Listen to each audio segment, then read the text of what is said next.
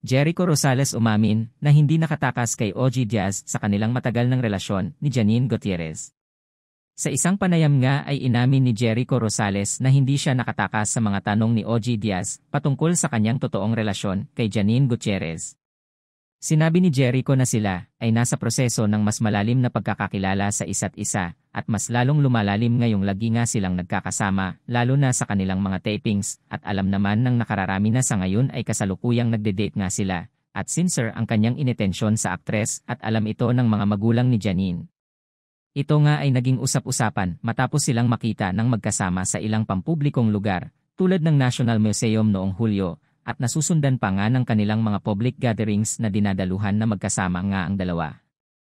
Samantala wala namang masamang nakikita ang ibang mga netizens sa relasyon ng dalawa kung meron na nga dahil sa hiwalay naman na si Jericho Rosales sa kanyang dating mesis na si Kim Jones at single naman din si Janine kung kaya't kung sila man ay wala namang nakikitang masama dito.